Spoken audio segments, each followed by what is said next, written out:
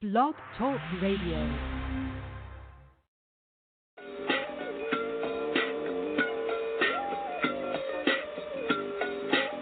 Yo, what's up, world? It's badass thuggin' like I usually do, and you better turn it up, bust some speakers out, cause we off the motherfucking cuff. You dig how we do it? Dog Pound Gangsters 2000 and beyond. Blah. Yo, check this out. This is your girl, Cola Vogue, and I'm chilling with my boys right here on Off the Cuff Radio. Cause we off the cuff right now. You dig? What's up? It's your boy Lil Yap from UNLV, bragging up from the river, cooling with my homies and my family at Off the Cuff Radio. Y'all be sure to tune in on Fridays and get the latest scoop and find out what's happening. You heard me? Tiffany Lavon. And it's Queen Queasy, your girl's favorite bartender. And we're from Sex on the Rocks podcast. Alright, you're now tuning in to Off the Cuff Radio. Yeah, because they keep representing that world hip-hop. Yo, much love. Alright. Y'all, this is Princess Daisy giving a shout out to King Eric and Off the Cuff Radio. Keep doing your thing, puppy. Hey y'all, this is Stacey Lachey giving a shout out to King Eric and Off the Cuff Radio.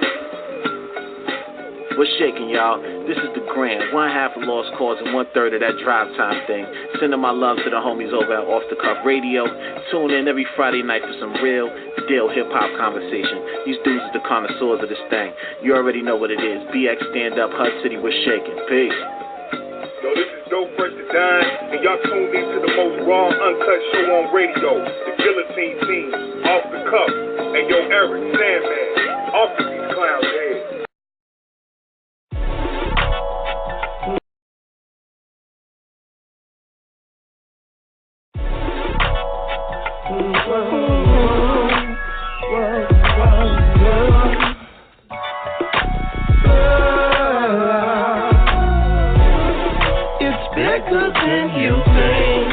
Take it to the bank. Gee. Oh, you can keep the change. Started all small. Before I walk, I had to crawl. Soaked up gang from the G's and took it up on myself to get this cheese. But nothing that easy. It didn't come for free. I had to hustle hard on these streets to put me in position, to get this cheese. Started out as a grasshopper. Now the bitches call me Big Papa. Big swag, I'm a street doctor. Niggas doubted the flow, but the hustle was strong. Not that a nigga gave a fuck, but I'm proving them wrong. And I'm yelling West Covina, that's another strike. Cause anything they don't understand, they don't like.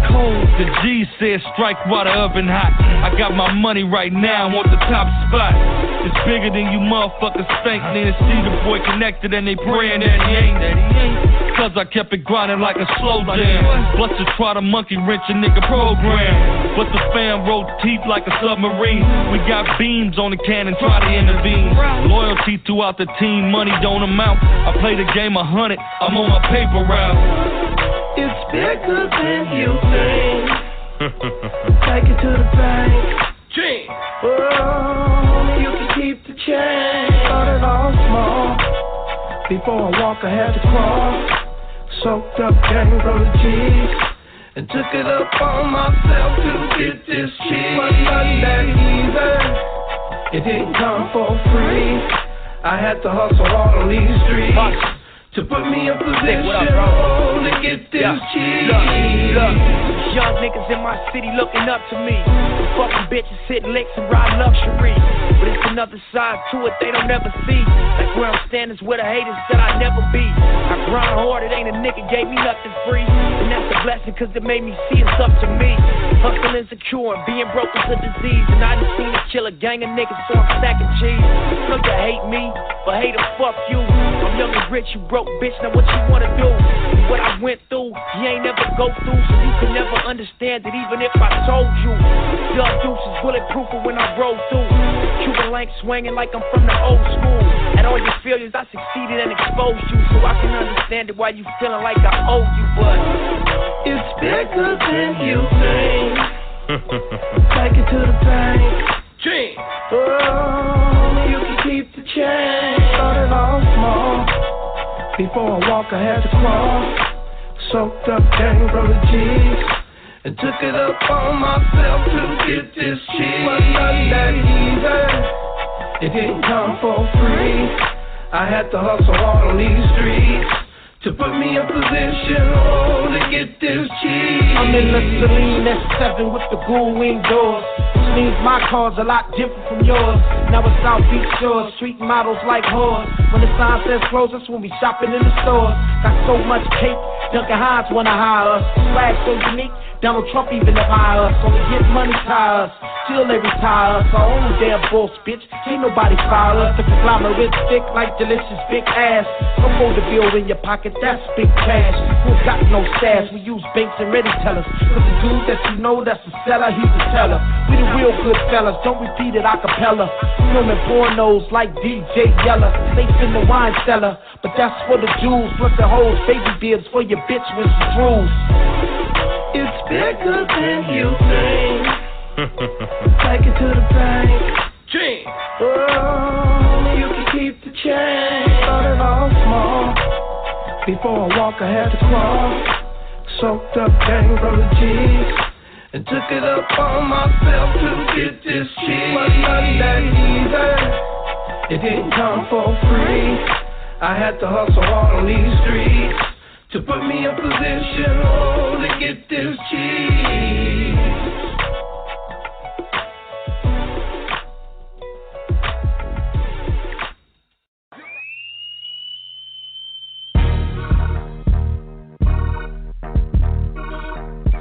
Meantime, like you said, a little spank here and there ain't gonna hurt.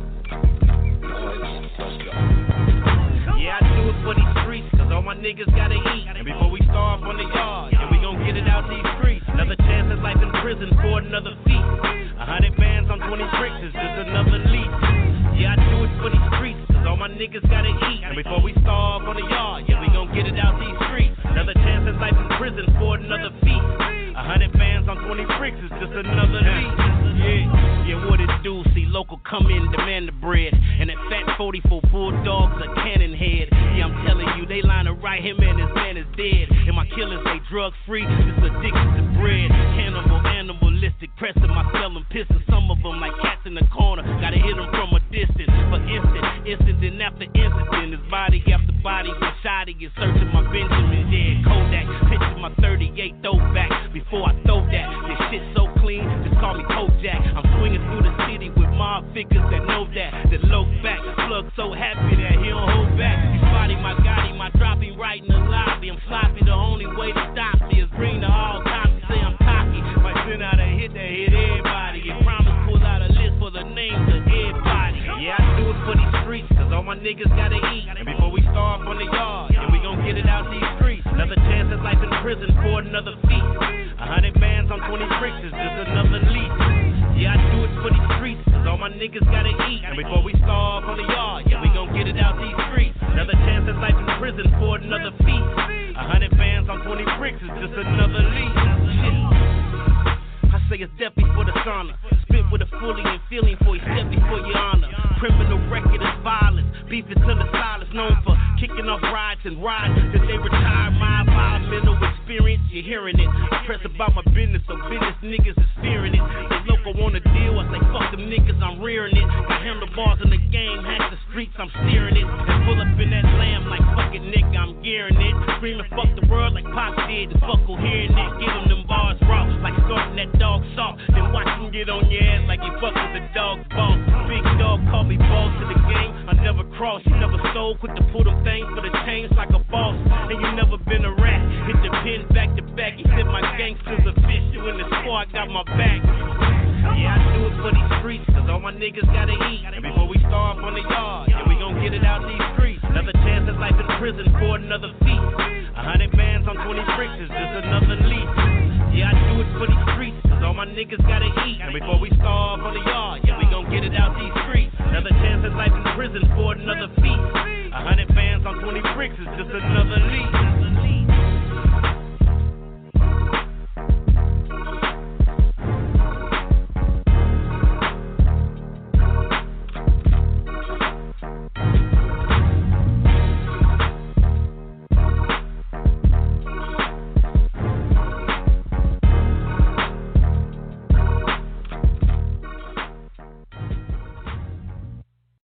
I'm so hood.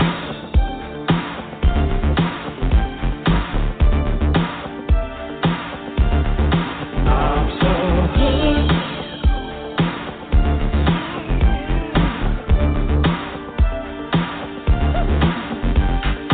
Gangsters and riders that's pushing their lane. Don't puff with no snitches. Don't puff with no lane. And niggas be acting like they from a gang. Talk off they shit, but back down from a fade. Oh no, I'ma always keep it G when I'm on these streets. Stay about my cheese.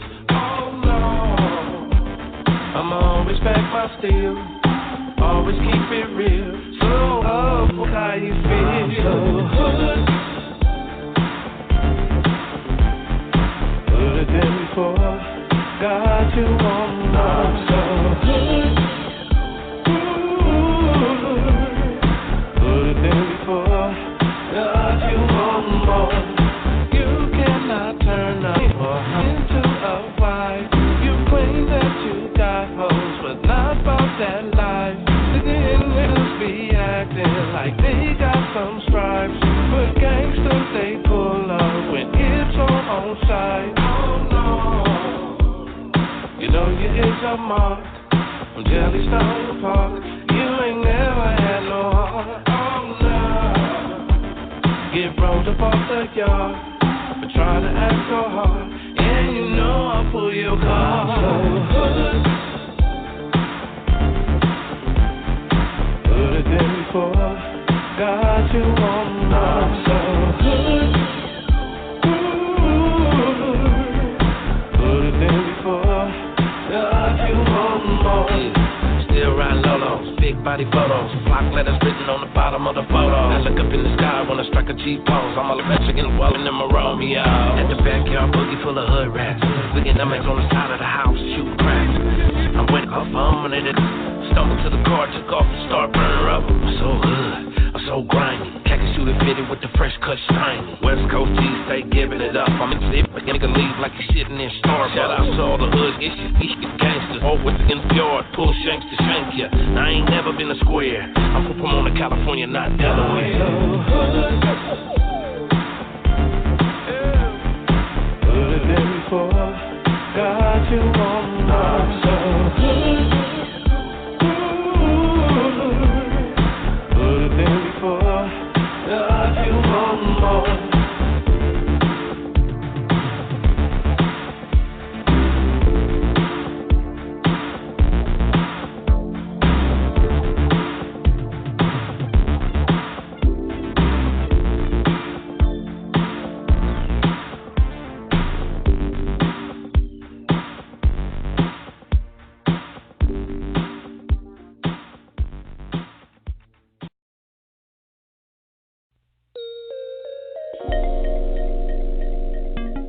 Big Stone, what it do?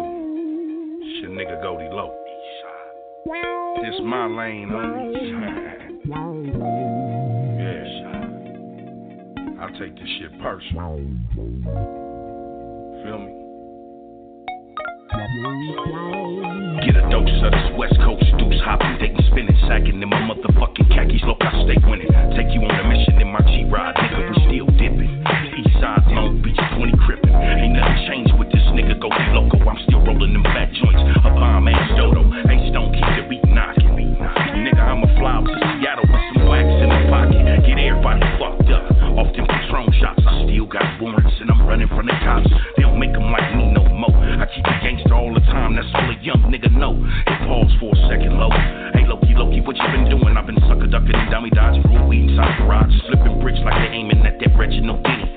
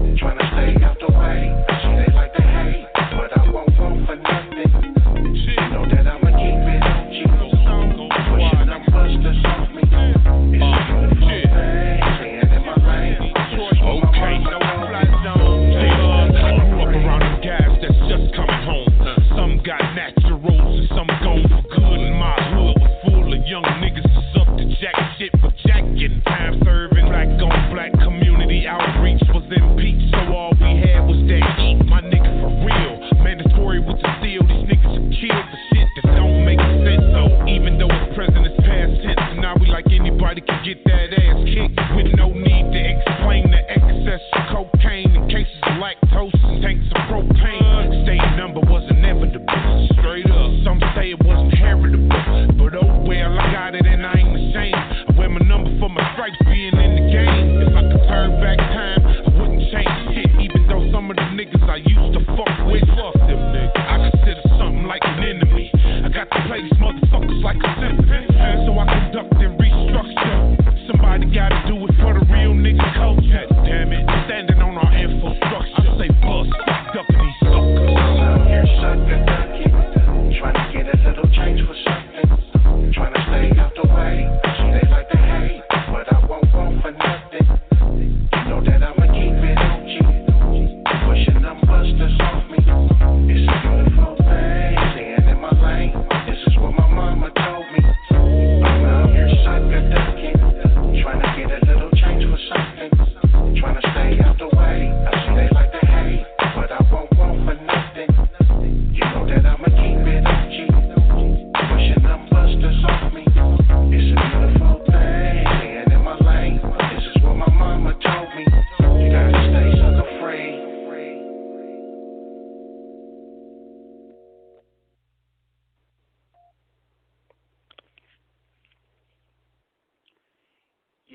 Yeah. What it do, y'all? This your boy King Eric the Great, and you're not tuned in to episode 249 of Off the Cuff Radio, the livest hip hop show on Friday nights, sponsored by Buddy Boy Entertainment and Da Vinci Clothing.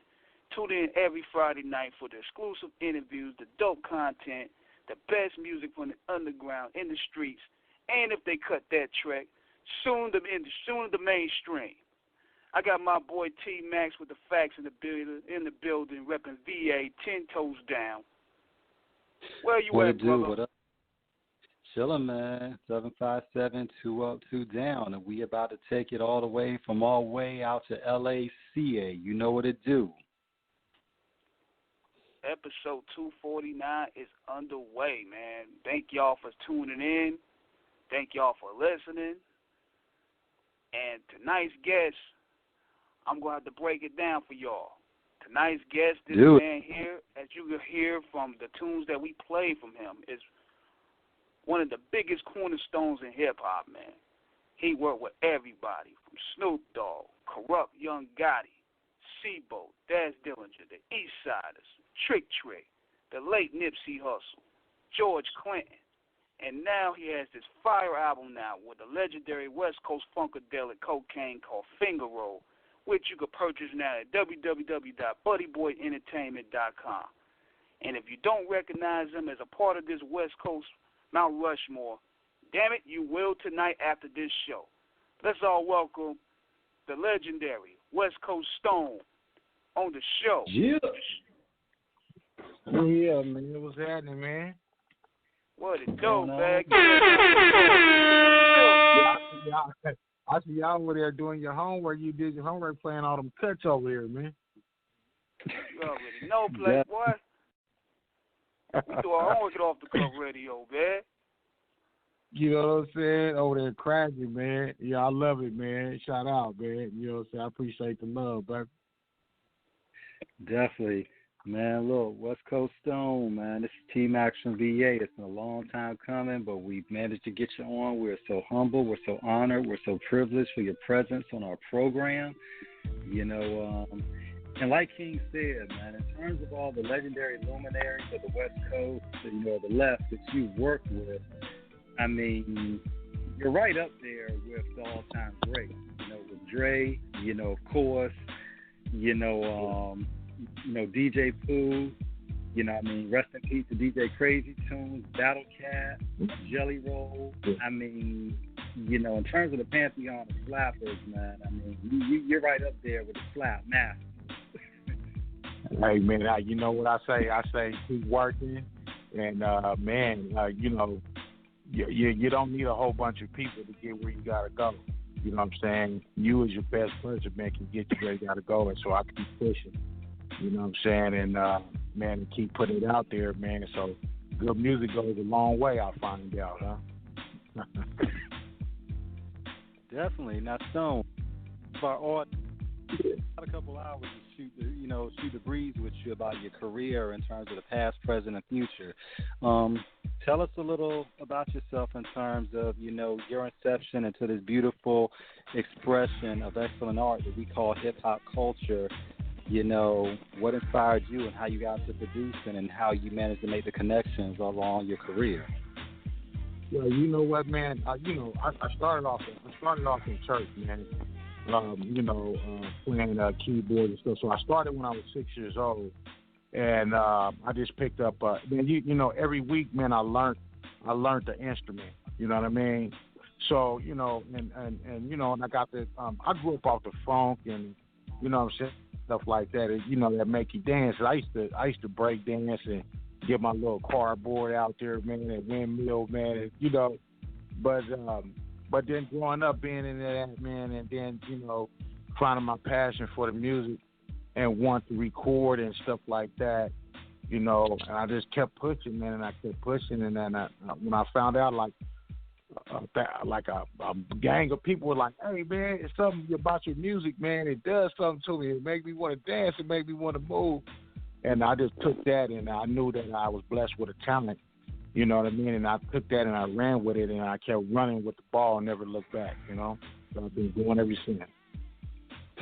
Definitely, because we're gonna get into that later on about your pop rock, the pop rock album that you did, and that was something that really, where in terms of hip hop culture, a lot of the youth today really don't understand, no matter where you're from the East or West Coast, is still an integral part.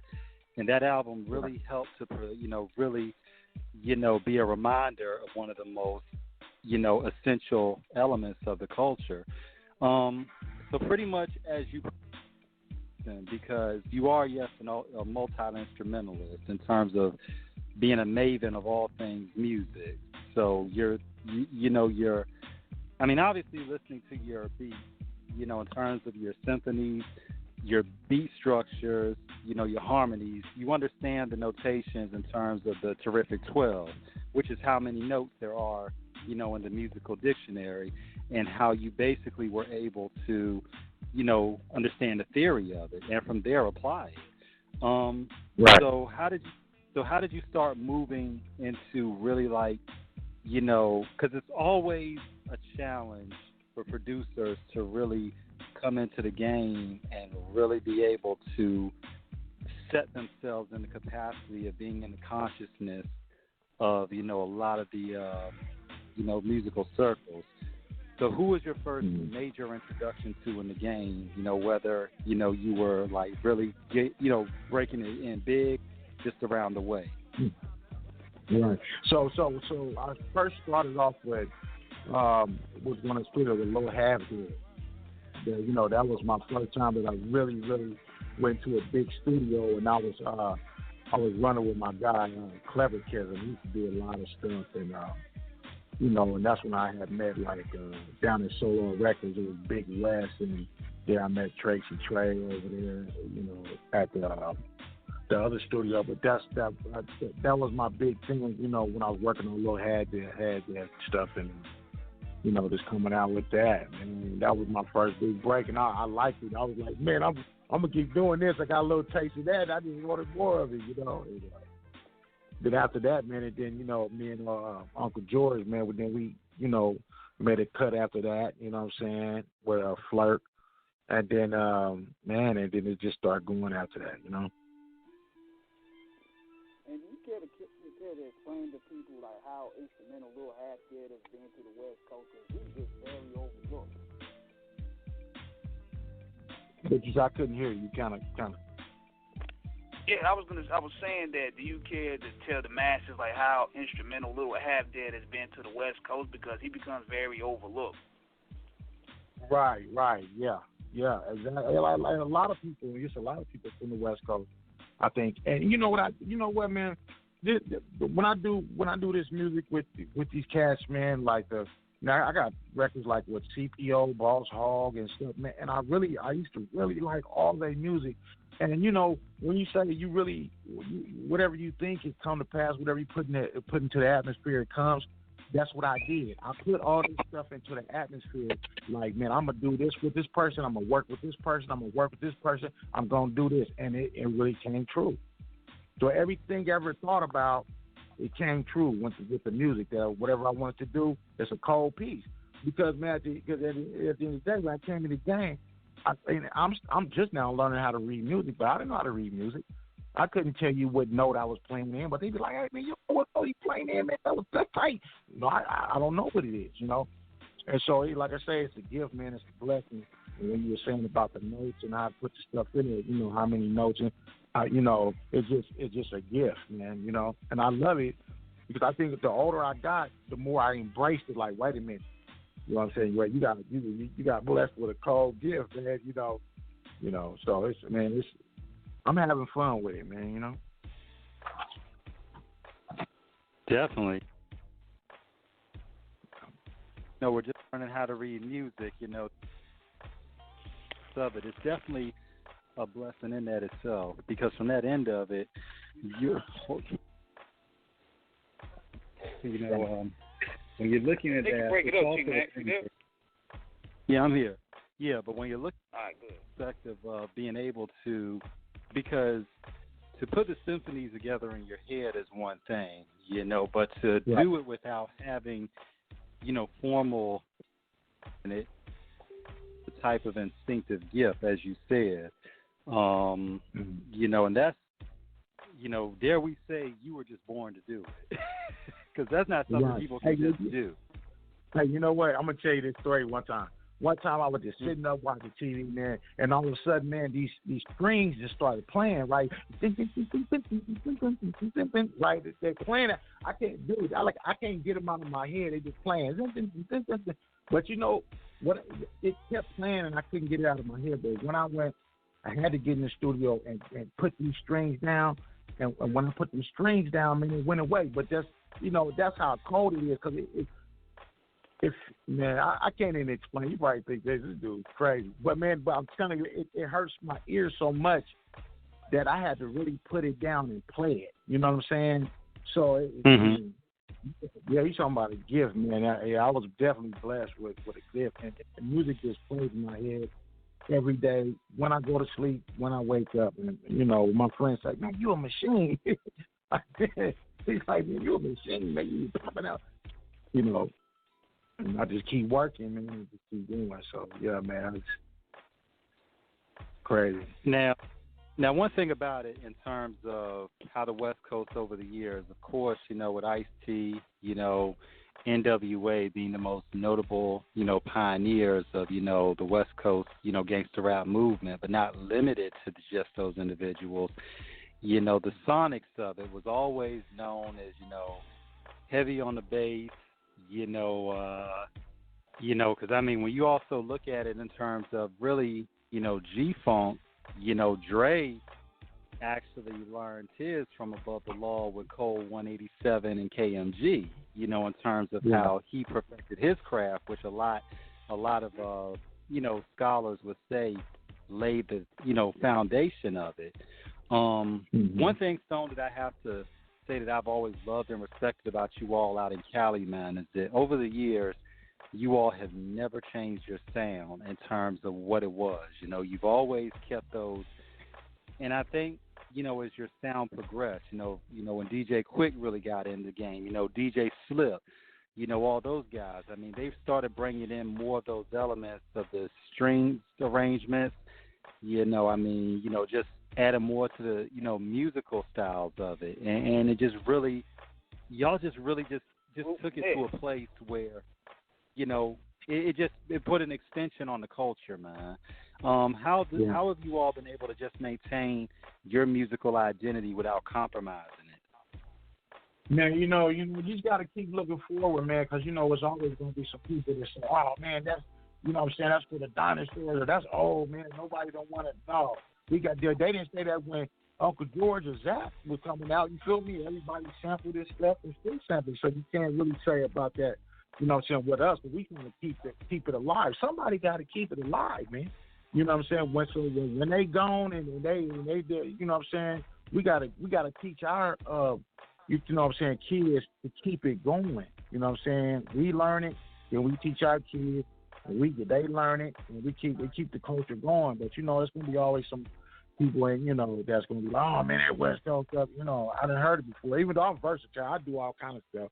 So I'm like a store, man. You come in there, man. You come grab what you want, man. I got it all. You must rock and roll, but I get you some rock and roll too. But you just keep straight and looking straight and keep that vibe, man, and that feeling. You know, West Coast music is about feel, feeling good. You know what I'm saying? The dancing, man, and, you know, the gangsterism, man, keeping it, them hard beats, you know. That's where we got to keep it going. We can't let that go, man. As long as I'm here, man, I'm not going to let it ride. I'm going to keep pushing. We're going to keep moving.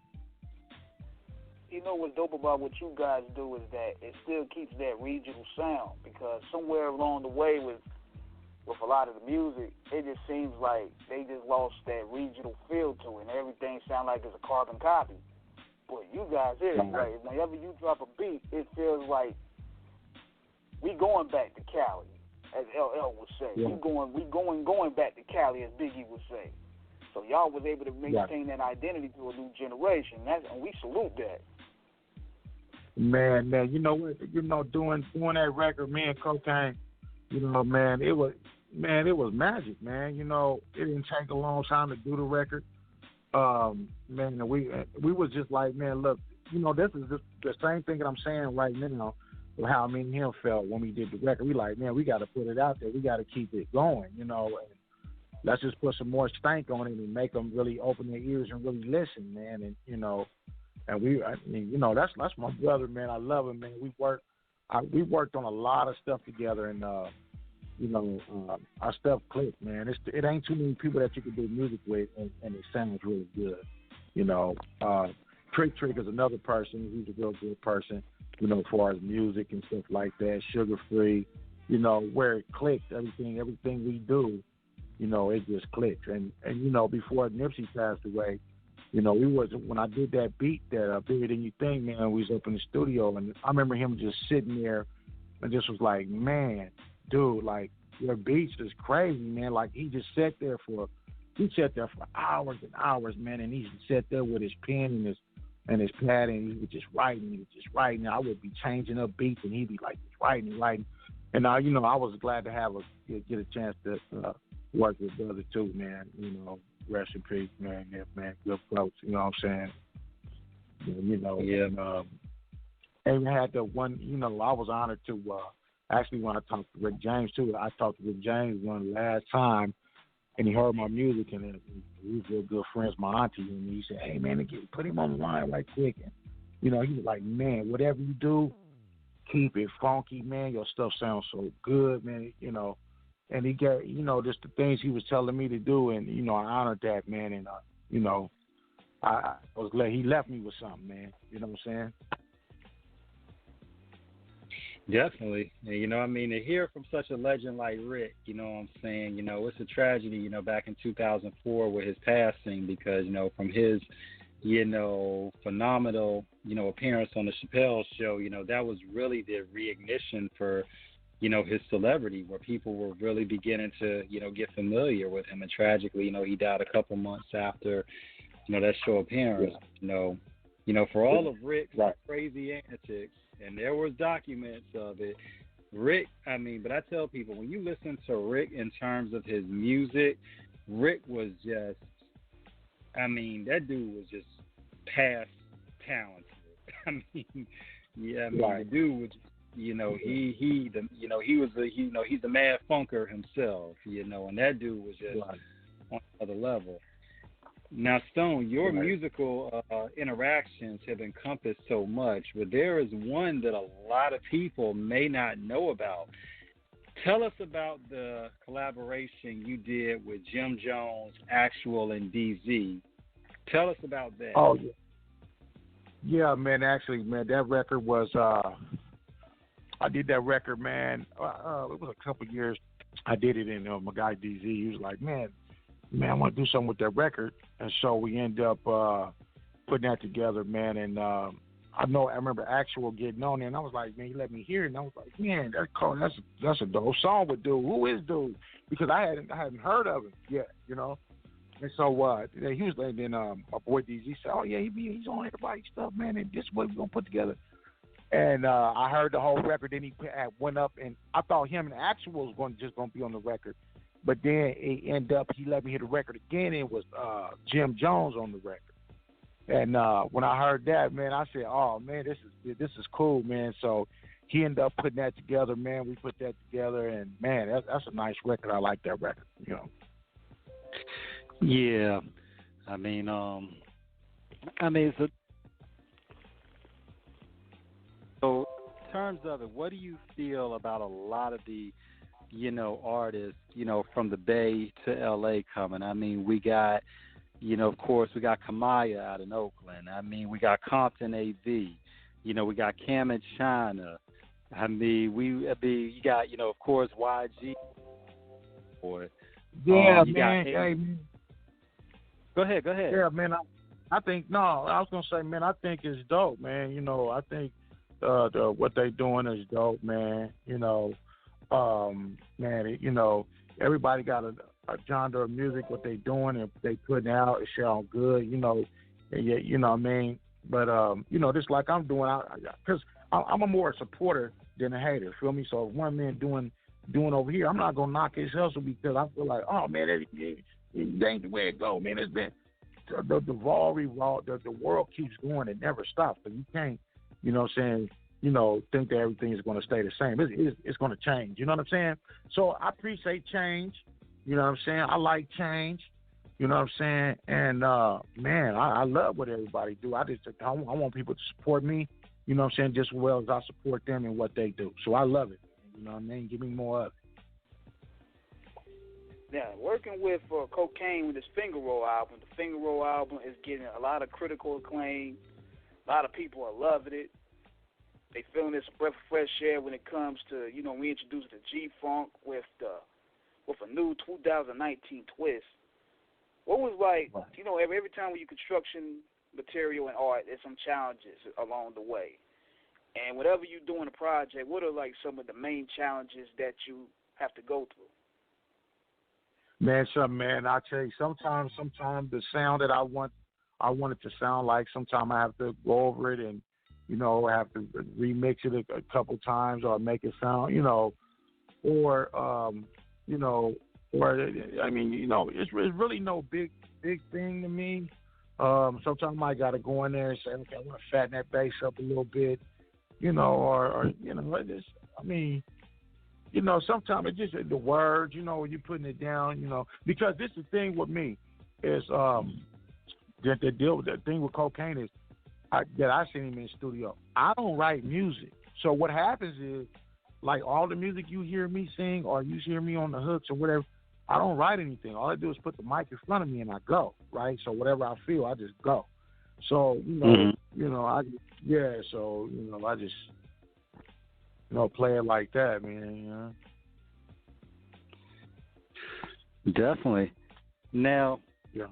What was the reason behind that? Because, you know, in terms of how you all do it on the West Coast, it's y'all form of B-boy, and you know, it's, you know, dance has always been an integral part of what y'all do out there, you know, especially, you know, from the blood skipping to the crip walk and everything in between, you know. A shout out, you know, to P Nice, you know, and of course 211, you know, 211 did his blood walk video, of course P Nice did his I'm from Long Beach, and both of them had, you know, featuring, you know, a lot of the, you know, dancers, you know what I'm saying, in terms of, you know, repping, you know, just their dance, you know, just repping that dance, you know, from their sides of it, you know, whether you blood or crip. I mean, how did that that you want to make an album, you know, exclusively dedicated to, you know, pop lock? And so, you know, with the, you know, it's the beat, and I like to see people dance. I get up on the reaction of people dancing to my music because, man, I'm like, man, if you know, my mom used to tell me, you like the Ronnie Piper, wherever he played the flute, people follow, right? So I just feel like, I like for people to dance. It just made me feel good, and it it seems like I'm the person with the puppet making it move. You see what I'm saying? So it's just like with the music. It's like with the music. I want to it's like, man, let me see if I can do this. And so that's why I came with the Pop Lock album, because I wanted people to dance. I want to bring something into the culture that I always like to do, but, I want to put in for. I want to see, what it would do, And so, man, I put that record together, man, and that was, man, people love that record, man. That record still is doing good, man. I knew it was something good when I put it out and people start gravitating onto it real, and they still is. And so, man, yeah, it's a great record, man. It's a cool record. I love it, man. Definitely. Shout out to Cool Boy, McFly, and Tidy Bone, who was on that track. You know what I'm saying? Because they definitely, now, I want to take it back to a little bit for your time with Nipsey, because we have so much respect for, what Nipsey was doing, up until his untimely, passing. How much of an impact, because we're still seeing the resonation of what he did, in terms of how far he had come from independent, still trying to get it, to independent. I made it, What was his impact on the West Coast in terms of his contributions, in terms of just how he was able to really people from a level of music and business? Yeah, I think the music, he opened it up for a lot of other people to do music, even with the Bloods. You got the Crips, because when that goes on, that really goes on. That's something serious. So, but when you can put, people together and you can make music, you can do anything. Music is a feeling. It makes people feel good. It has something that you can't even explain when it comes to, the nature of it, man. And with that, and far as, the business, as far as that people, he showed like, look, I can do it. You know what I'm saying? I can do it. I did this, I can do it. You can too. And, I just think that opened up a lot of people's eyes, because he was a younger cat, and he just had, and he was a regular guy, and he wanted to be a regular guy, and he didn't want to, be all, bougie and all that, man. And so I think that, opened up other people, man, to, work with other people, because when it comes to the gangbang and stuff like that, it's a serious thing. You got you got some people that really rep that, man, and really like, So I think he did some good work on starting the start of it. The start of something fresh, a new world. You know what I'm saying? I believe that's the new world. You feel me? Of when you got the Bloods and the Crips, you got the people, the Mexicans, you got the Black. We all come together, man, make a joyful noise. Yeah, man. Because I'm a big, I'm a big Nipsey fan myself. So I watched his ascent over the years. I still have the XXL from 2009 when he was on the freshman cover.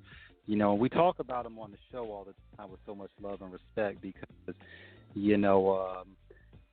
one thing about the music industry is that, when you look at guys like him, Uncle E, 40, of course, Kokane, when you get out on that independent hustle, doing what you do, man, a lot of artists really do not understand what it takes in terms of being able to really, not only get your music out there, but get your music out there in a capacity that reaches the masses, that you are able to really, own what you do. And so many times we've seen artists that were trying to get a label deal, get a record deal, but, one thing about Nip was that Nip preached ownership, You know, like you said, I taught y'all how to charge more than what they paid for you niggas. You know what I'm saying? Yeah. So it's like he even posted about health insurance. You know what I'm saying? Never heard a rapper bill about that. Right. And then he was doing them nigga. Yeah, he was doing that other stuff, you know, that with the I forgot the experiments and all kind of, man. He was doing all kind of stuff, man. But that like I tell you, you know what I'm saying, that just opened up, you know, a lot of eyes for a lot of people. And now I see a lot of people, you know, trying to be, you know, business, you know, get their business going and support more. And us as a community need to support each other a little more too, you know. Definitely. Now, in terms of artists coming in the game, Stone, what do you think is the biggest mistake that a lot of artists make coming into the game? Man, you know, the hate, you know, number one on the top list, man. You know, I don't know what it is, man. Some people just don't want to see you, you know, put the foot over before theirs, man. And I mean, it's enough money for all of us, man. I mean, but we've been saying that for years. You know, and I think it's, you know, I think things that happen in life, man, opens up more people's eyes, you know, because you got guys like me, you got guys like other people that, you know, they feel the same way. But can we change the world? I mean, we could be a piece of it, you know what I'm saying, and keep putting positive stuff out there for everybody, man, and try to wish for and hope for the best. Definitely. You know what, son? I feel like at a certain one thing that we always try to, as well as, you know, interview, we also try to educate our listeners in terms of what goes on in this business, because it's not a pretty business in terms of the politics that go on, the attitudes, the posturing, you know, the mismanagement and the mistakes that come from it. And a lot of times, you know, for a lot of rappers, and this seems to be the commonplace no matter the region, you have a lot of artists that, you know, for many years try to get on. And as you said, where you have the hate factor, because then you have somebody who seemingly overnight finds their audience and just, you know, just hits it big. So then you have artists who have been doing it for 10, 12 years. And on this show, we don't make it a point to be pointed in terms of, you know, intentionally controversial or ratchet, but we do speak facts. It's like myself. We've had a lot of artists out here for years who've been trying to get on, and they just haven't been able to, but they will hate on anybody else who is even trying to make a buzz.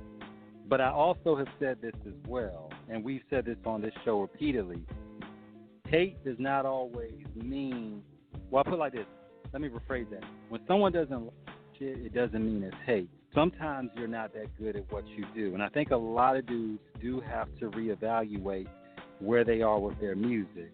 You know, where you all are in California, it's a whole different vibe, because you got rappers out there that while they may not make it big, it doesn't mean that they're whack. It's just that they haven't gotten that push, you know, from a big media outlet. But you know, when I look at like one of the young gunners out there, you know, from Fruit Town, and he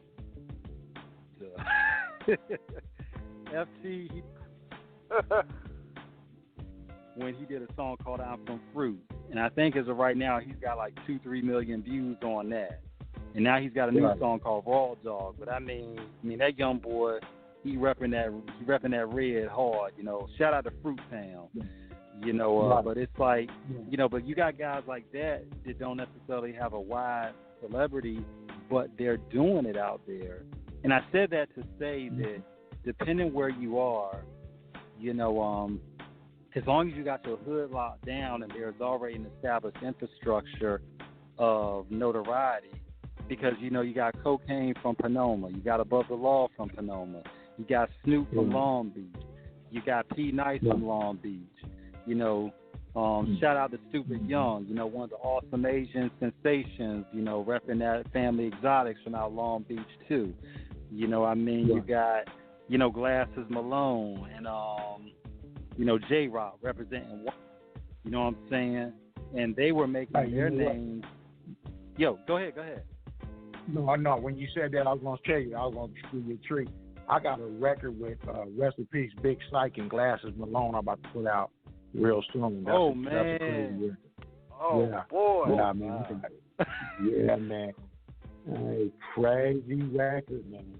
So, I didn't mean to cut you off, but when you said that, I had to give it up. No, you good. No. Man, rest in peace, man. Big Psych, man. That was, hey, man. Look, I would call him, man, any time of the night. He'd call me, Don, what you doing? I'm like, man, I'm over here. Send me some slaps, ready to go. And that song, actually the song that we got, he had did the song a week before he passed away, man. So that record really is, it means a lot to me. And, it's a dope record, man. I got one with J.O. Felony too. That's pretty dope. And, okay, 619 in the house, San Diego. Hey, you know what? When we was talking about the blood, shout out to my guy Red Rum. You know what I'm saying? Red Rum. 781. He's another person, man, that's overlooked, man. He's real talented, man. You know what I'm saying? And shout out to my boy Big A, man, Dog Pound DPG. Man, so man, I'm loving it, man. I'm having fun, man. Everybody's doing music. Man, look, for our listeners out there, this is Off the Cuff Radio. We are here with the legend luminary of the left coast and produce everything in between. It's King Still Artist Sandman and Lady Chinchilla, who call number is 1-619-924-0703. We're sponsored by Da Vinci. Yes, for those we dropping bombs, baby. Yeah, man. For those who have not heard Red Rum 781, I'm only going to give a cursory, history of him because it would be disrespectful for me to go in depth and I don't have every information. But this is what I know and what I've seen in terms. Number one, he was on the monumental March 9th, 1993 release of the Bloods and Crips Banging on Wax album. He is one of the instrumental rappers up there representing that red, along with C-Note, A-Love, and so many others. And also one of his most recent appearances was a song he did with called the B Not For Sale, with Mitchie Slick, Big Y, Lil Hawk, it's basically, and we're going to get into this a little bit too, Stone, after I speak on this. But that song was basically speaking on how you can't buy your affiliations with gangs. And, I mean, Rum is older, but, oh, my God, that man he's still sharper than bars, man. And, man, he's still sharp with the bars. Good person. He's still sharp with it. And, but like I said, I know I'm running around all over the place with it, but like I was saying, from early doing it, but you still have artists that make it and some don't. There's going to be that, unfortunately, that hate behind it. But then you have artists who still may not make it in terms of local, in terms of international celebrity, but the underground heads who really understand the real hip-hop, who really appreciate, are always going to respect them. And I guess this kind of segues maybe into how respect is basically being kind of bought in the game, if we can say that, because that was one of the main themes of that song, because they were very adamant about the fact that, you can't buy your affiliations. You either in it or, you was living it, put in that work, or you didn't. And we have seen so many rappers who shall remain nameless. On their way in. Who have exactly pay that big homie. Right. Now you're from the streets of LA, so you know how you've seen that from all sides, from all colors of the rag. from Blood, Crip, and Pyru and Mexican. What is your opinion about a lot of these guys coming into the game trying to perpetrate, you know, a hardcore, you know, background, knowing that they didn't really put it down? Yeah, well, you know, I say this, if I was to say for somebody that's listening, that's a dangerous thing. You know, live life, love life, you know, be all you can be, man. You know what I mean? Like, man, get to that stuff, man. That stuff gets serious, man, and, you know, and it just ain't worth it, man. It just ain't worth it, you know. It's a dangerous life, you know. It's a dangerous life, man. So I would just, you know, do something else, find something else, you know, in life that you want to do. Enjoy your family, man, your kids or whatever you got. If you're young and you got kids and you had kids when you was young, don't be out there in the streets, man. You know what I'm saying? Go on, enjoy your family. You know what I'm saying? Enjoy life, man. Don't get into these streets, man. You know what I'm saying? We definitely say no to the violence, man. You know, and peace and love on the, you know, on the streets, man.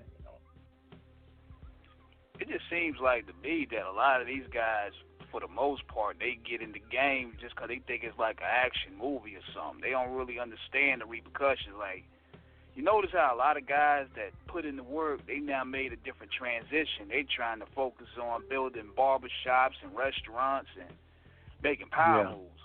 But yet you have the guys that born with a silver spoon in their mouth. Then all of a sudden they want to, they turn 23, 24, they want to throw a red rag on. So I think it's like a curiosity factor. Like they think this is an action adventure because they missed out on that stage. Right, yeah. It's definitely a lot. It's definitely not a thing that it's like I say, I can't really say nothing about it, but it's just a dangerous game. It's a dangerous game, and man, I just like I said, just be around your family, man. Enjoy life, you know, and man, just be yourself, man. Cause it's a dangerous game. Like I lost a lot of friends from that. Yeah. I lost a lot of friends. I lost a lot of, you know, family, loved ones, and you know, from that, man. And if they hadn't been in, you know, out there like that, man, they still be here, you know. Definitely. Now, in terms of some of the producers,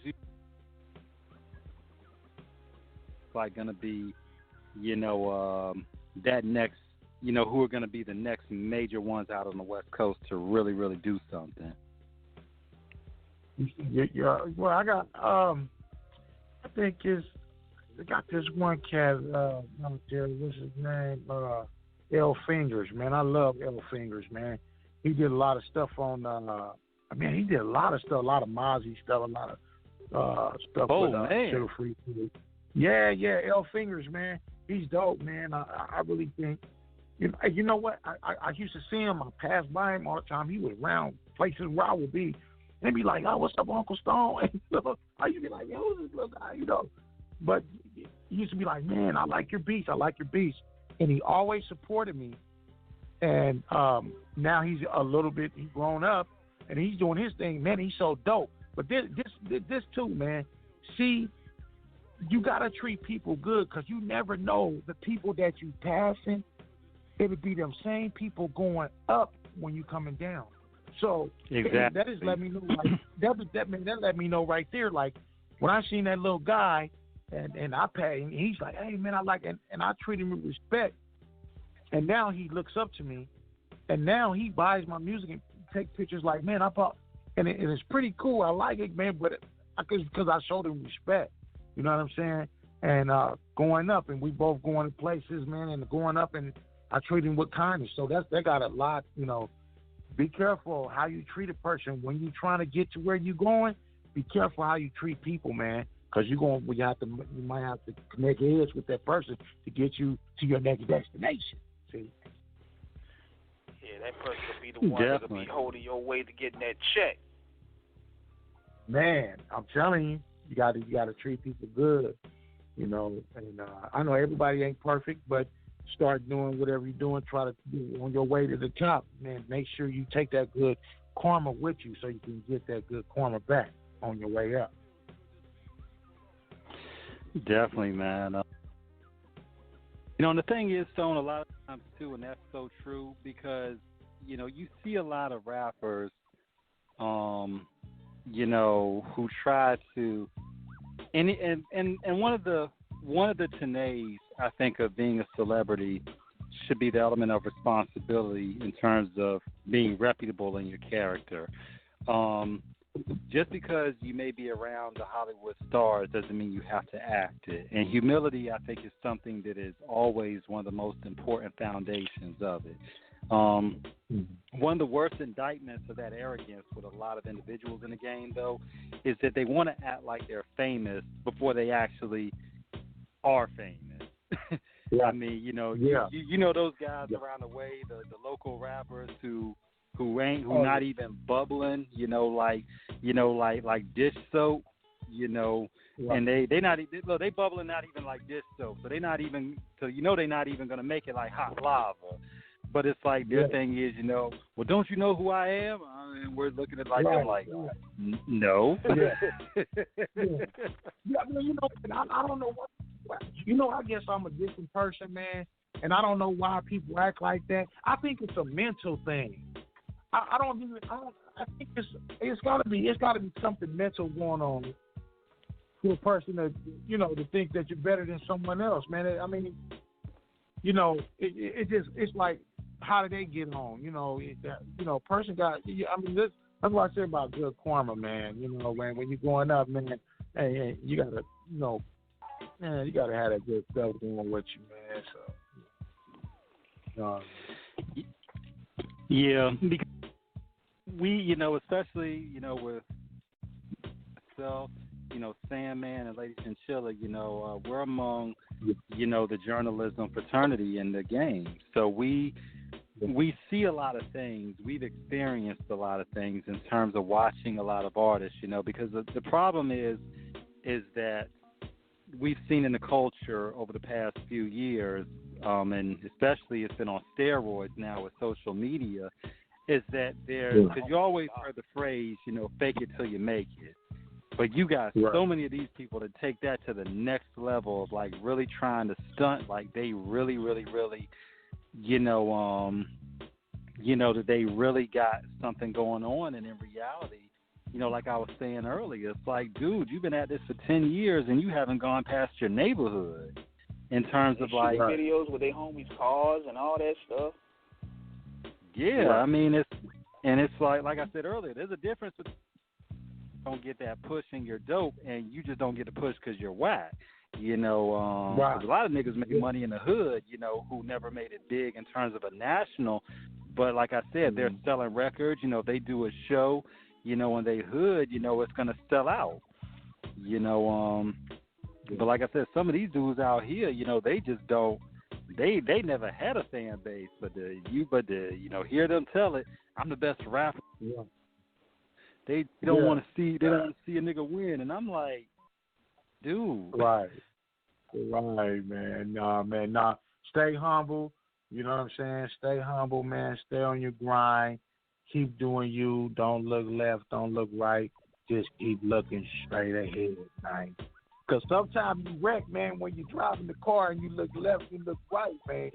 Then you can wreck, man, right? But nah, man, this kid keep standing in your lane, man, keep going. You feel me? Yeah. You gotta have that aura about yourself, man, because networking is what keeps you in the door. Right. Networking keeps people the right way, just keeps you in the door, and that's where you get your demand in. Yeah. Well, if you don't know nobody, man, you can't get. You got to connect. You got to rub shoulders.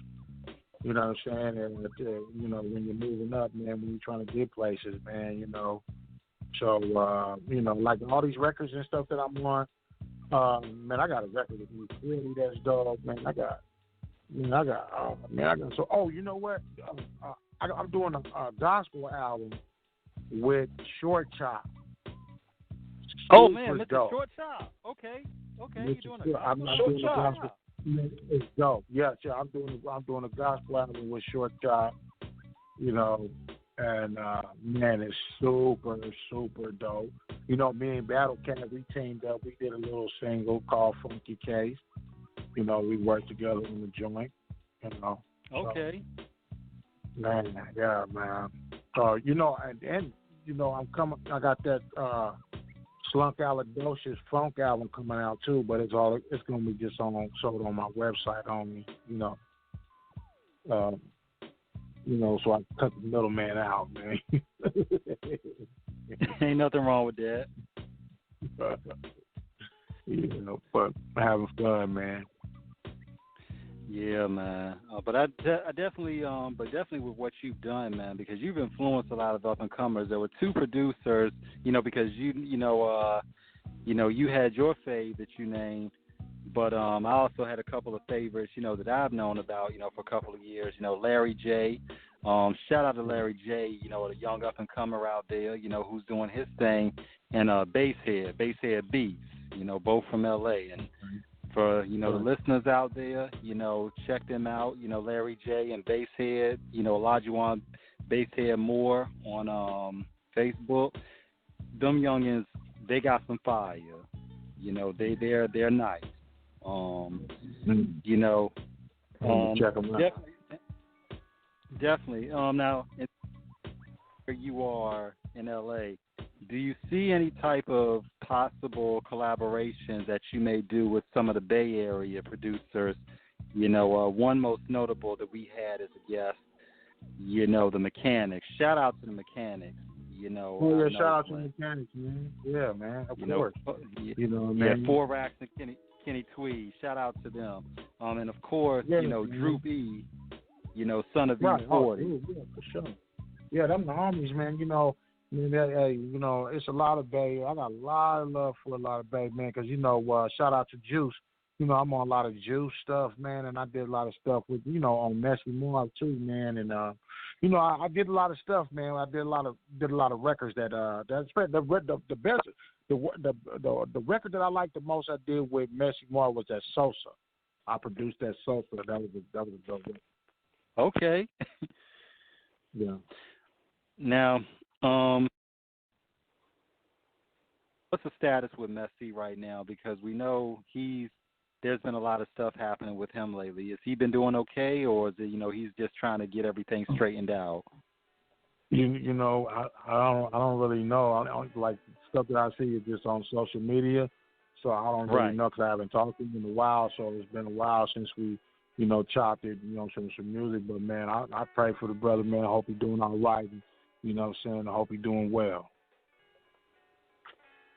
Definitely. Yeah, much love to Messy Marv, man. You know, he's definitely one of the most talented in Oakland. Is of course on Off the Cuff Radio. We don't do tabloid. We just do what's been documented and what is true. And we do know that he's had a lot of stuff going on, but we hoping and praying that, you know, he gets through his situations. You know, because at the core of it, Messy is a dope artist. I mean, that ain't no disrespect. But like anybody, he's had stuff go on, but we're just hoping he can get through it. Do you have any? You know, that your man has done some work with Mozzy, and Mozzy has been murdering it out Sacramento. You know, shout out to the 916. You know, I mean, you know, I mean, I like dare Mozzy, we say a West Coast Stone Mozzy? Dare we say a possible collab with y'all? Yeah, man, you already know, man. Let's do it, man. Yeah, man, we can get it going, man. Make it classic. Look, for Mozzy people, Mozzy yourself, if you're out there, if you have a chance, you listen to our show. Yes. Man, that's my history, man. You know what I'm saying? Make that funk. That'd be dope. Mozzy on the funk slap. Ooh, that'd be nasty. I ain't heard him on none of that. Come with that. I thought about this. Man. This just hit my head right here. I was thinking this. This would do numbers here. Even though they might have to have a little Godfather type sit down. If him and Bo can get together and you produce that joint, if him and Bo can get it together, and you'll be the cornerstone in producing that, We got the smash for 2019. Man, I'll tell you, that'd be a right hit.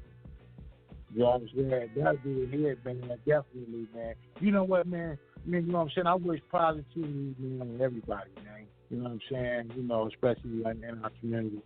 You know, brothers talk it out. You know, talk it out. You know, if you can't talk it out, then I just, you know, like my mom used to say, if you ain't gonna play with them, don't play with them. If you gonna play, y'all play, right? So I, you know, look at it like that with life. You know, either the person they're gonna talk it out, gonna keep going, keep moving, or they're not gonna, or don't play. You know, we go over here, we go over here. So some people choose to go over there and stay over here. You know what I'm saying? Some people go to the round table and get it together. So, you know, hopefully there's a positivity, man. Hope brothers get together, man, and man, because I like making music. You know, I like, you know, making music with different artists and stuff like that, man, and you know, making something different, you know. Yeah, man, and you did do some work with C-Bo on his last album, and that's one of my personal favorite rappers right there because he's one of the rawest to ever do it. And what's the experiences in working with him was like? Man, you know, working with Bo, man, hey, it's crazy, man, because that dude writes so fast. I've been had pulled up the beat. About 5 minutes later, he was like, "Oh man, all right, man, turn the mic, turn the mic up." Oh man, I already got a verse to it in the hook. Like that, man. So you know, he's hella talented, man. It was a pleasure working with him, man. I always have fun working with him and Guilloteam. You know, Guilloteam, man, he's another one, man.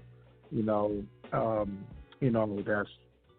that's real talented, man. You know. Yeah, I think Bo, he got that from Pop. Like, you know, being around Pop, Pop was like a real sharp writer. Like, he'll have a verse done in minutes. And I think that's where he got that knowledge from when it comes to getting the songs, though. And what was impressive, the songs be dope. It ain't like it's just some chicken scratch shit. Like, he'll just put it together. It just sounds coherent, constructed perfect, and y'all be ready to rock. Yeah. Man, it's dope, man. I'm telling you, it's really dope.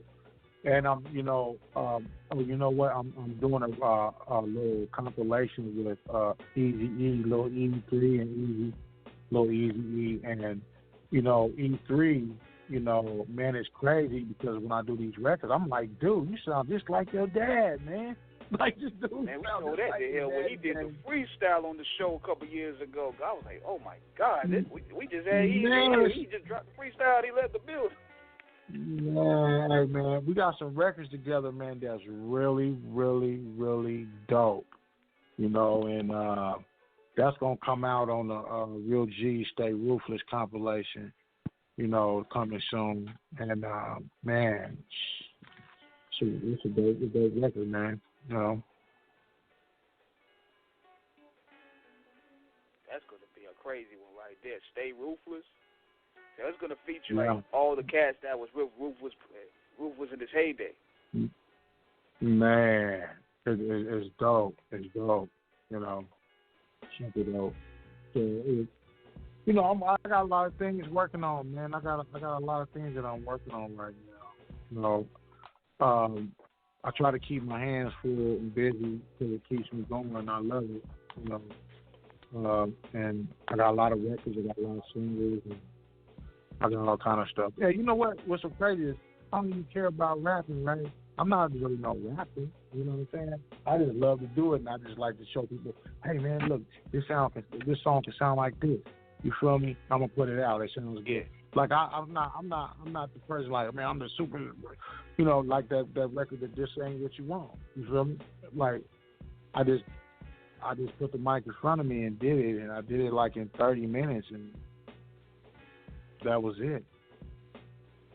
And people started gravitating to the record, you know. And I was like, oh man, and then Kokane called me. He said, man, you know what happened? I called Kokane, and I was like, hey, Kokane. I was like, I'm gonna do I said, what this sound like? It sound like what you want, right? He was like, man, that's dope.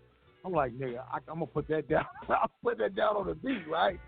So I'm doing the slappy, man. I came up with the slappy, man. I can't wait. The beat. I'm like, ooh, wait, this ain't what you want. And that's how I came. And man, that beat was splattered. I let Kokane hear that beat. He was like, "Hey, dude, you got it, bro." He was like, "Yeah, you."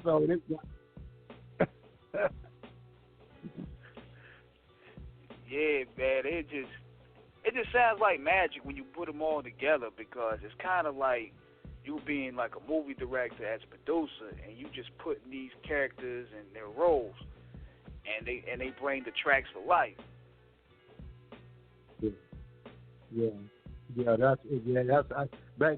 That's really what it is, like a movie. Like when I put music together, that's what it's saying. That's what it feels like to me. Like I'm putting a movie together. You know, this piano, man, and it makes it sound. You know, if you want it dark, or if you want it happy, or if you want it, you know, it's about the feeling. You know, feeling in the music. So, put it all together in one, man, and get it going. You know.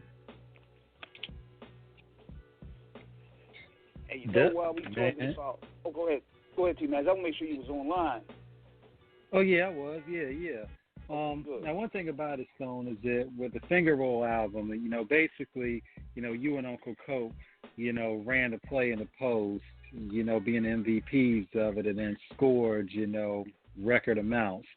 How does it feel to be distinguished, you know, elders in the game where some may try to say, you know, because, and me and King, you know, and everybody, we talk about this on and off the air, about how there is this ageism put on hip-hop where a lot of people try to euthanize the elders, not understanding that the elders are responsible for laying the foundation, and that you guys are not, you know, some dudes who don't know what y'all doing on the mic, that you guys are professionals and you still do it at a high level. How do you address those that would try to say that there's an age limit on being part of the hip-hop culture? Man, you know what? I look at it like this. You got to look at like, you know, you ever see when you go see your grandma or go see your auntie and she playing the blues in the back or the Barry White, and you appreciate that, right? So you like, man, I remember my auntie used to play this all the time, this Barry White, right? So, you know, I think you got to embrace all the music. If you're going to be an artist, you have to embrace everything. You know what I mean? And as a producer, I have to embrace everything. I have to embrace country. I have to embrace reggae. I have to embrace, because if you want to be a real, you know, person out there that want to, you know what I'm saying, that, you know, you got to embrace it, man. You got to embrace it in, man. And, you know, I wish people would just be more open-minded with the music. You know what I'm saying? I think maybe with age, because, you know, the older you get, you be like, man, because I remember my mom back in the day, right, when you used to listen to the hip-hop, she'd be like, man, what's that bippity-bop stuff? You know what I'm saying? Like, but then now I get older, and then my kids, you know what I'm saying, I'm like, man, what y'all listening to? You know, but then that lets me know that I have to embrace, you know, what's coming too. You know what I'm saying? So it's like the world revolves around. It happens over and over again, you know? And so the more that people understand that, I think the more people will start loving life, man, and start being open-minded and about all genres of music.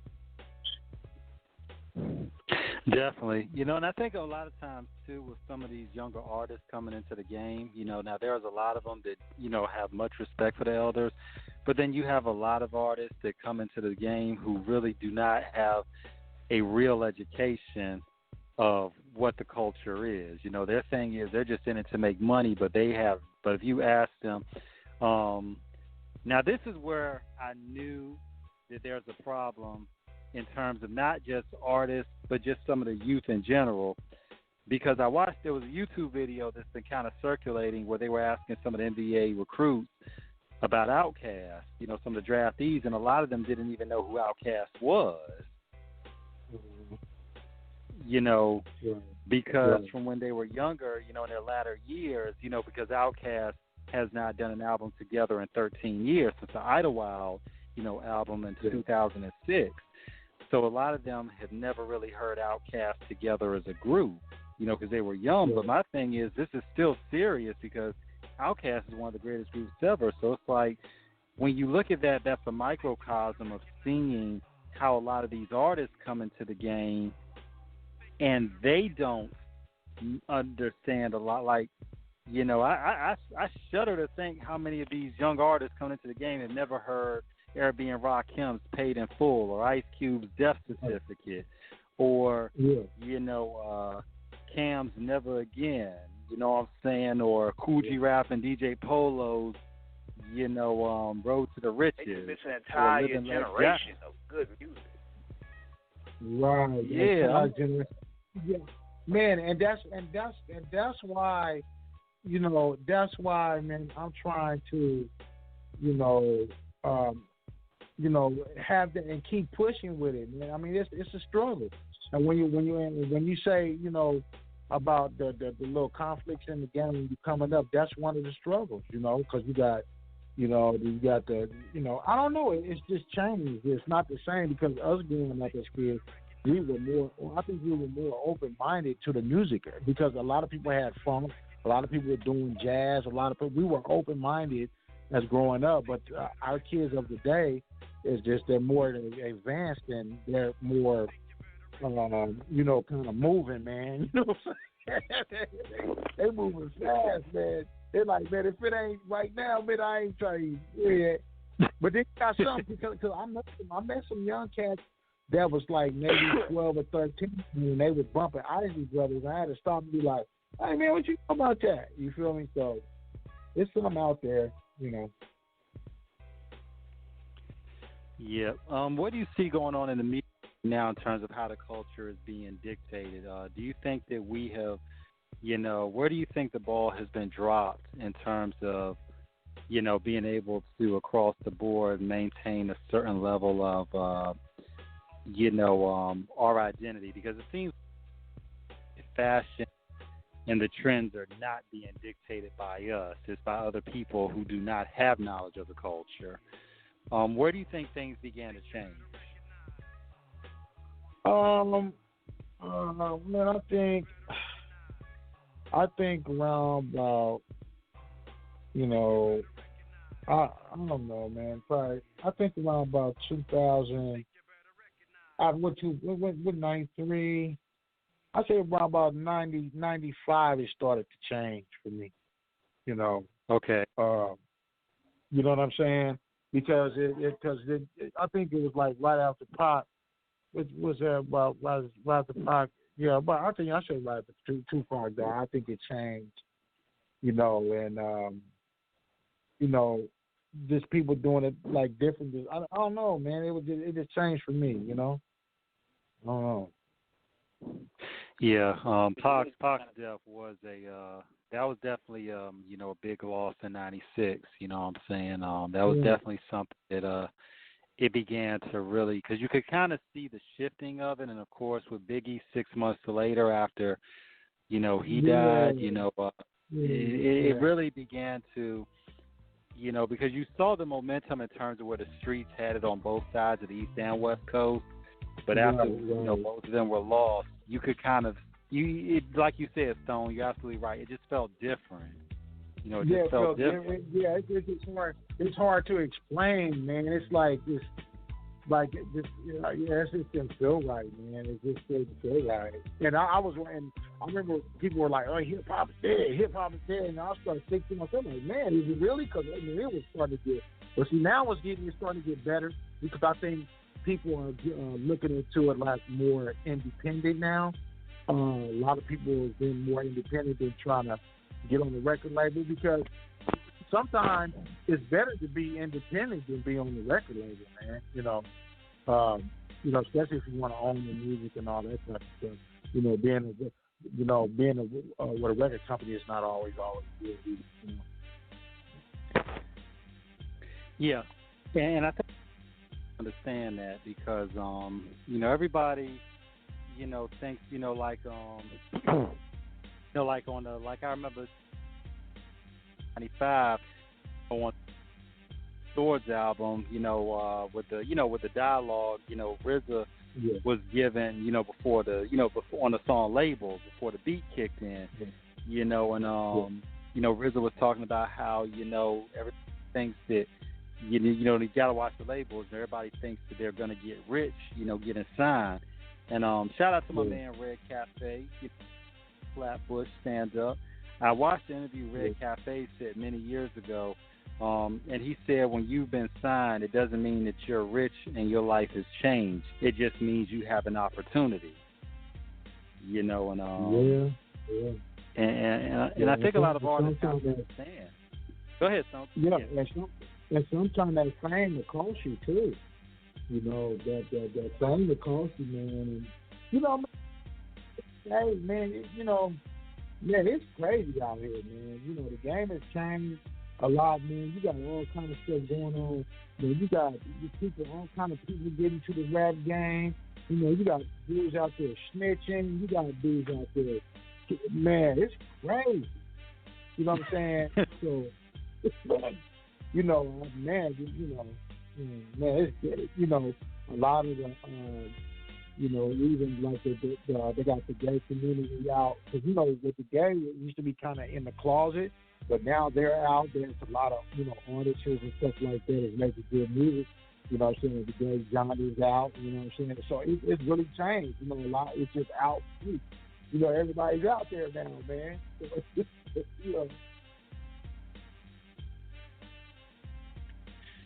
Yeah, man. But one thing about it is that I always can respect someone who has an entrepreneurship spirit. Like when I look at guys like, E40, he's been doing Stick With It for almost 30 years. He just has a distribution deal, with Jive, in terms of making sure the product gets moved around, right?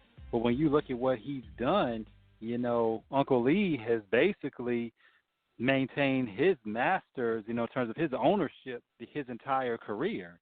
And people don't understand what goes on in terms of an industry like that, because when you're signed to a label, basically this is what being on a record label entails. Meetings, recording,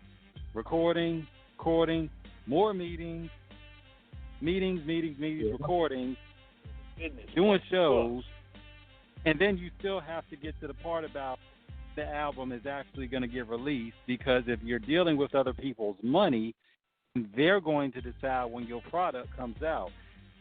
King, Stone, I mean, we all know stories about how many times we've heard about albums that were supposed to come out and they never came out because the label shelved it, because the label didn't think it was good enough.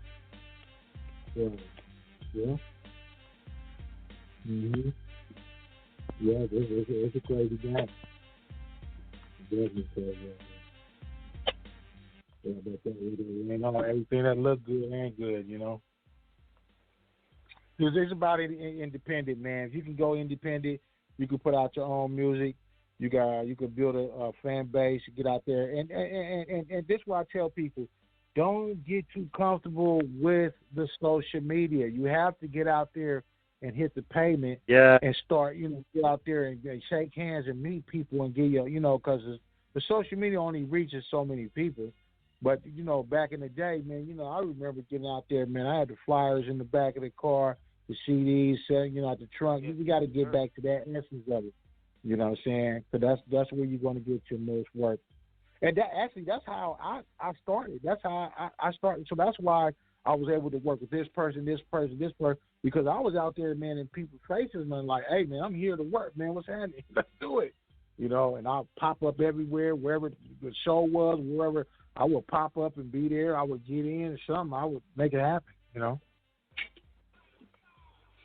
And Stone, that's something that is definitely one of the, because hip hop at its core has been about itself in terms of getting out there. The social media is gospel, because people have to understand this, and we've talked about this on the show many a time. Social media likes, and in terms of your Instagram, your Facebook, your Twitter, all of that doesn't equate to real fans a lot of times, because the fact is, especially with fake accounts, just people who just may catch the vapors like Biz was rapping, you got people that, the fact, are they really going to come out if you're going to do a show? If you're announcing a show, do you really, are you really going to pack it out? I mean, are these 70,000 followers you have going to buy your music when it drops? And I think a lot of artists, who probably wouldn't want to admit it. The thing is, they'll make it look like their life is all lit. You know what I'm saying, on the gram, but they regular like everybody else. It's like they still trying to snow everybody on that blizzard of bullshit. You know what I mean? Like they really, it's like, dude, shovel that shit. You know what I mean? You try to lit it, you try to think you are. Yo, you know what? These time of days, man, you don't even want to be flossing nothing, man, like you got and really ain't got it. Cause you got people out there that want to rob you and take from you too. So man, you got to be low key, man. When it comes to that type of stuff, so you got to be real, because you never know who's watching you, And you're on social media, and you're out there faking the phone, man. Now you somebody out there trying to get you. So thank you guys, King Stone, what they be saying? We know your real life. we know your yeah. It's a cold game out here now, man. It's been changed. But one thing about it, though, in terms of the independent hustle, because I think also, too, in terms of what hip-hop is, and I've also implored a lot of, listeners on this, and just people when there's a local artist who's actually dope out there, support them, and we always champion the little guys, on the show. One of my personal favorites, is a guy by the name of G. Representing Broadway, gangster, out in Compton. And G. Perico, he's nice with it. Has his, had it out, has the album All Blue. And he's been killing it on the game for a couple of years now, and he's doing it independent. But G. Perico is, he's nice. Shout out to him, representing that true blue. BGC. But he's just an example of many who, out in LA who are really getting their independent hustle on, doing those shows, representing his company, So Way Out Entertainment. He's really, and of course, Cam and China from Inglewood. Oh my God, those girls are just the twin definition of dimes and rhymes. Because those girls, I was first introduced to them, the Cure soundtrack. They did a song called Run Up. And, they're, doing their thing independent out there. But those are independent artists who are, really, making moves out there. But I tell anyone, before an artist makes it big, they were a local rapper. And if they're dope, support them. Look at Kendrick. When he, look at, did anybody know at 16 when Kendrick dropped his first mixtape, youngest head nigga in charge, and when he dropped, Section 80, did anybody know what Kendrick was going to become? All it took was a chance, listening by Dre, who happened to get his hands on, who heard his stuff and brought Kendrick on, and look where Kendrick's at now. Right. Yeah. So hometown support is everything. Man, it's all about support, man, and like I say, you got to have, and you can't. That's why I say you can't have just anybody around you as a team. You got to make sure that the people that you surround yourself with is the people that's supporting you. You know what I'm saying? Because you can't mix yourself. You got to watch. That's why I say you got to watch who you let in your circle, man. You got to watch, and you got to play, man. Where I say this is, you got to play. You got to play this game, man. You got it because the game done changed so much. You know what I'm saying? You got to look at stuff like, man, look how, what I'm saying, with Nipsey, man, a friend that he knew took his life. So you just have to just weed out. You got to watch and keep the supporters around you. You know what I'm saying? And you know what I'm saying? And keep the people that's for you. Keep those people in your circle. Yeah, man. And it's tough, Stone, because when you're dealing with a situation like that, you're dealing with a lot of times, everybody trying to get on, and there's always it's inevitable that with success is going to come, disdain and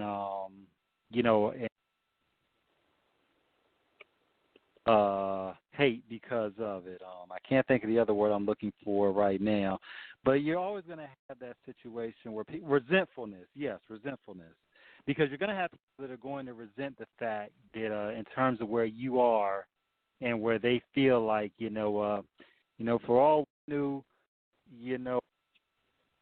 who killed Nipsey, you know what I'm saying? Right.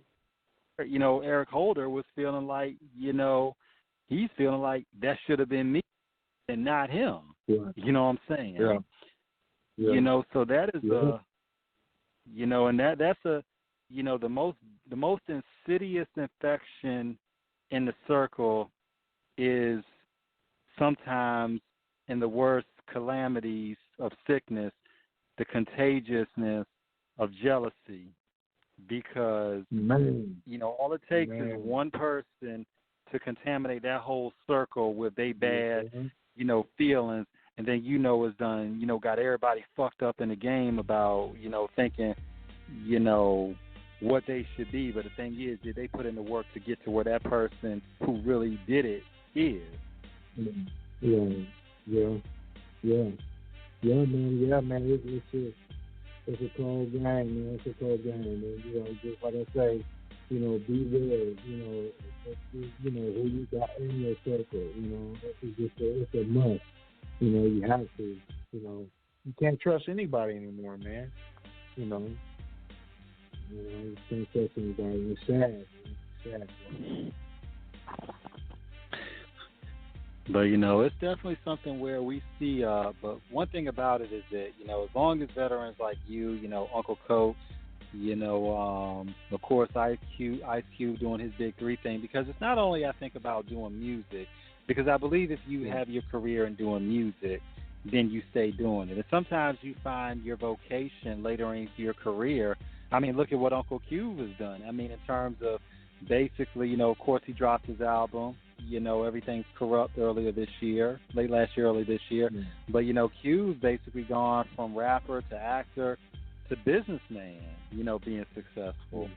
Do you think that in terms of branding yourself in other capacities is also a essential element of your keeping your personal empire, everlasting?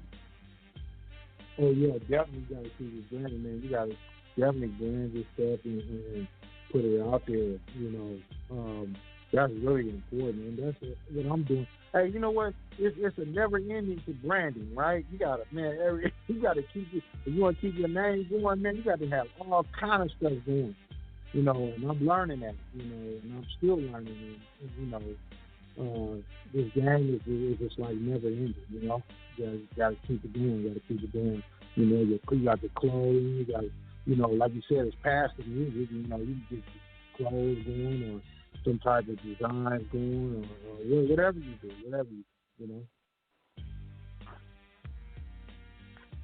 Yeah. We're back, y'all. What kind of dialogue did I miss out on? Man, you missed out on all the good stuff, man.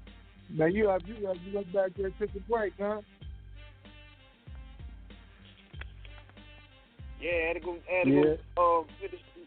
go check on some things, man. Had to cook up something for after the show. I don't know about that fried fish. Oh man, I wish I was with you, brother.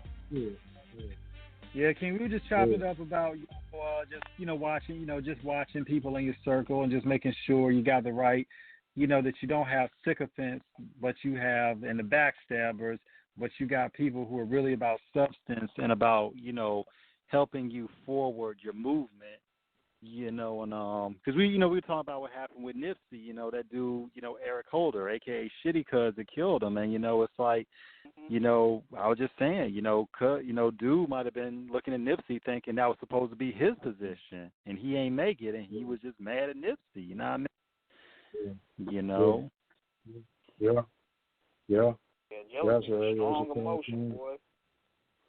Man, I know so many people.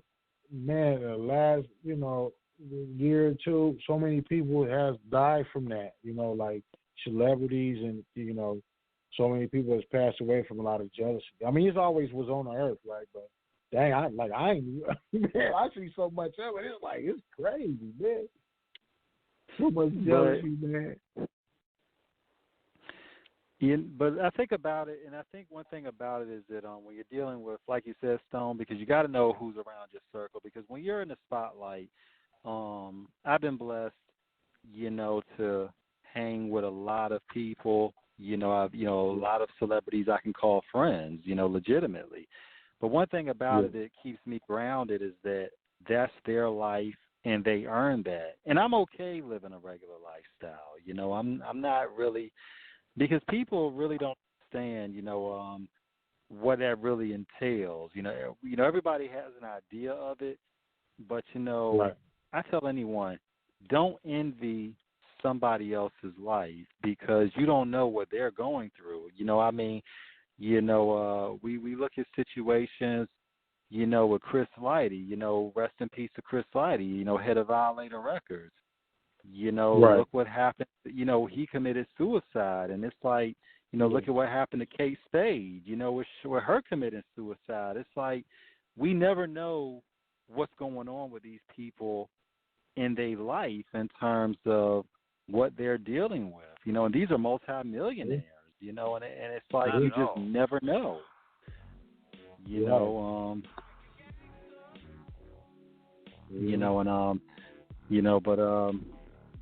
So it's not, but one thing about it is that, it's a lot of pressure, being in the spotlight, and it can be suffocating, like I was watching an interview, I was watching Entertainment Tonight last night, and they were just talking about Beyonce, of course, with her dropping a new song, Spirit, for the Lion King remake, and they were talking about how Beyonce really hasn't done a real interview in like 6 years, but they took it back to a clip she did 3 years ago. I think it was the HBO Lemonade special she did, and or was it an Oprah one? It was one of those interviews.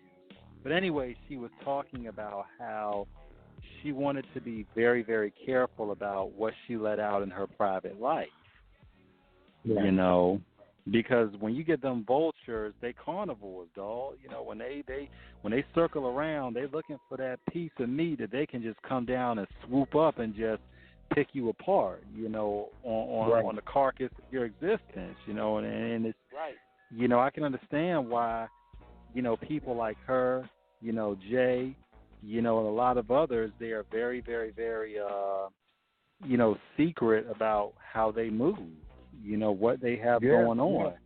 I think what it is, they also seen what happened with Michael, because as soon as Michael, he let people into his personal life. When he did that interview in '93 with Oprah, with Oprah, BS started happening. Right. Yeah. I think once you open up and not have the privacy anymore, I think a lot of things do come in. And like I said again too, just got to be really beware and mindful of the people that you have around you, because it's just you can't trust anybody anymore, man. It's crazy. Yeah, but if you can't find people that you can rely on, that's a beautiful thing, man, because, it's always good to have somebody in your corner who win or lose, is always going to have your back, whether you up or down, and I think that's something that, that type of support is something you just can't buy, because everybody wants to be along, on the boat ride, when it's sailing, but when the tidal waves of trouble hit, everybody looking for the life rafts to bail out on and leave you to sink with the ship. You know what I mean? Yeah. But you don't see people that if the boat go down, who's going to swim with you to try to help you navigate to that island where it's okay, it's just us, but how are we going to get back to land and start over again? You know. But definitely. But you've experienced so much over the game, man. And you've accumulated so much knowledge in the academics of the business, Stone. I mean, how does it feel that you are such a elder statesman and that you are so respected in terms of what you have brought to the table and are still bringing to the table? Man, you know what, man? I appreciate it, man. I appreciate the love. You know, I even appreciate you guys, man, for reaching out to me and saying, hey, man, you know, man, we want to talk to him, man. We see his talents, you know, and, man, we recognize what he's doing. And that's all I'm trying to do, man, is have everybody recognize, man, this talent that I got, man, you know, and I want to put it out there in the universe, man, and make great records and continue to make great records, man, you know, and, man, you know, just have to keep having this love for this music, man, and this funky gang, and, you know, keeping it funky, you know what I'm saying? Look, man, anytime we have legends like yourself on the show, we appreciate it because, you know, for us, you know, doing what we do, being an independent operation, we appreciate any guests we have. You know, as King told you, you know, what we do is we are all about trying to just be about a culture in terms of giving everybody, you know, we don't discriminate on this show, you know, whether you're a legend or somebody up and coming. You know, if the music's good, we want to bring you up there. And we always, you know, put that out there to the airwaves, you know. You know whether everybody deserves, everybody deserves a chance, man. I think, you know, and you know, if we can do, they're just like me, you know. I think that some of the people that I mess with, they gave me a chance, you know. They gave me they lent me their ear, you know, and they heard, and then they started, you know, to want to work with me and do things with me, man. So, you know, man, I appreciate everybody, man. I'm having so much fun, you know, when I'm in my studio and I got my shoes kicked off, man. And I don't like wearing socks, man, in the studio. I like to feel the carpet, right? You know what I'm saying? Right. Kick off my socks, man. Get comfortable, man. You know what I'm saying? And knock these bangers out, man, and keep letting the world hear them, man, and man, just keep going, you know. And like I say, I give a shout out to you guys too for playing the music, because you know we're ready for y'all. That's why I say independency, man. Independent, you know, where the record companies won't play our records, man. You know what I'm saying? It's people like you and there are the other, you know, independent radios and content, but then, you know, they playing our stuff and giving us a chance and letting people hear and say, hey, look, man, we got people just as dope here too, and we ain't playing a record. So, man, I give a shout out to y'all too, man, on that, man. Real cool. Well, we appreciate it, and that's what we strive to do here, because one thing about it is that we're older, but we're not old.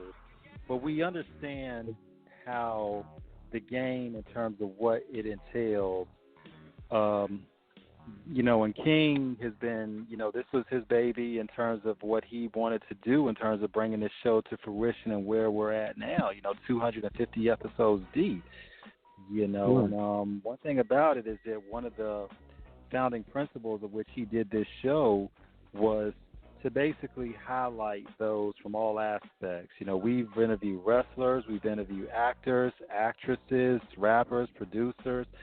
You know, we still, God bless, got a lot more to go in terms of, you know, who we're trying to, you know, get on the show. And the thing is, we want, most importantly from a human nature, we feel that the most important act that we can do in terms of service to the culture is recognizing and respecting and giving a platform to people who have something that really is special that they can share with the world. I think Nipsey once said it, if he didn't, you know, quote it from somebody else, the highest act of human nature is to inspire. And we want to give those people we want to give our guests on the show an appreciation. We want to let them know we appreciate them first and foremost, and that we recognize their craft and we respect it. And we want to encourage them and our listeners that no matter what you may feel you're going through, no matter the obstacles in your way, no matter what people try to tell you about what you should give up, if you know you're good at what you do, you know you have a gift, God damn it, go out and carpe diem. Seize the day and do what you do your way. And don't let nobody do it. Well, man, rabbit. You have it true. And like I said, as long as you're looking straight, you don't look to the right, you might crack. You don't look to the left, you might crack. You gotta keep it straight, man. Hey, man, this game got a lot of flaws, man. Yeah, so you get sidetracked. You got to keep your head to the stars. Go down, yeah. man. So I mean, but in terms of this was the goal right here. The goal was to make sure when we get this interview up, we're gonna make sure that your name get put upon that Mount Rushmore of the West Coast next to Battlecat, Dre, Daz, Quick. We're going to make sure West Coast Stone is up there. We're going to put some respect on your name, B. Hey, man, man. Hey, like I said, just keep working. And, man, when me and Battlecat, we did that song together, man, then he reached out to me. He said, man, you a problem. I said, what you mean? He said, man, you a problem, dude. Like, man, you dope. And, he embraced me and he said, man, you my little bro. And, and a lot of producers, man, like, Boss Hall and stuff like that, man, say, man, you my top 5 with Dre and Quick and Will. I'm like, man, that's cool. So, a lot of people put me up on that pedestal, man, and I appreciate it, and I'm loving every minute. I'm going to keep banging this music out, man, slapping it, getting it going. Keep going. Definitely. So, I mean, in terms of what's next, in terms of who you possibly so who are some of the other artists coming up that you think that you really want to try to get something off with as well that we haven't mentioned? We talked about producers. Who are some up and coming rappers that you've seen out in LA that are like really like beginning to really catch on, really catch fire? I think the guy, that Blueface guy, I think he got something going in what's the other guy's name? We were just saying his name earlier. I can't think of his name. From Compton out there. G Perico.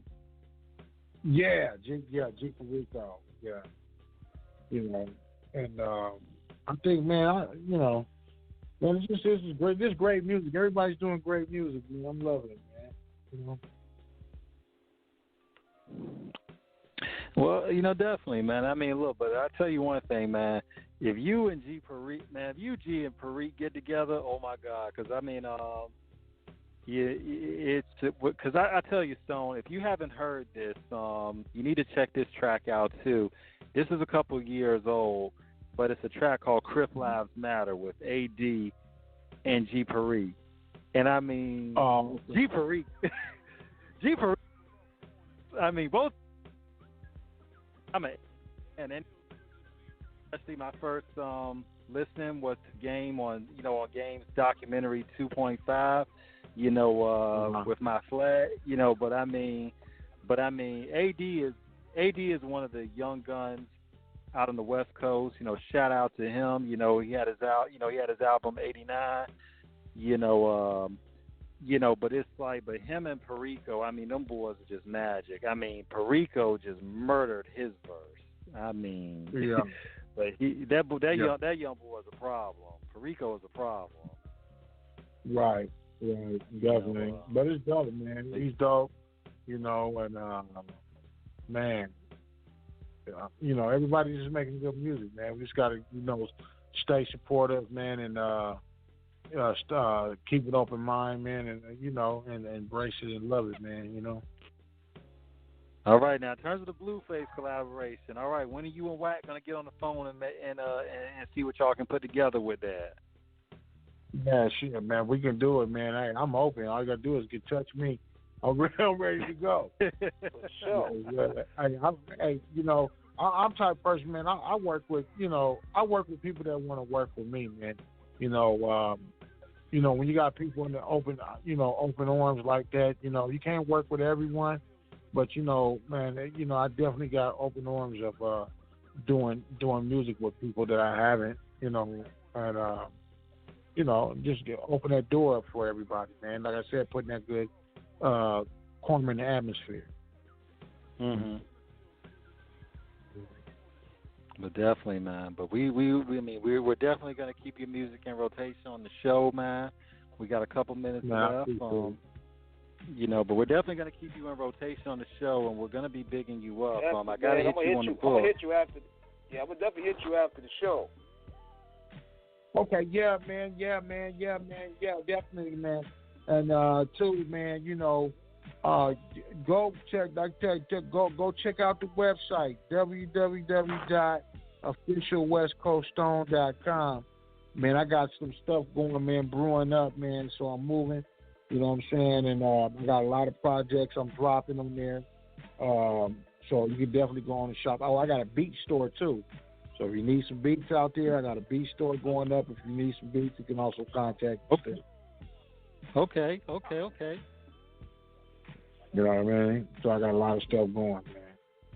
Definitely, man. And go ahead and let all of our listeners know about your IG, your Twitter, Facebook. I mean, just, anywhere we can find you at. Yeah, man. West Coast Stone IG. There's a West Coast Stone on IG. You know what I'm saying? Twitter Stone Music.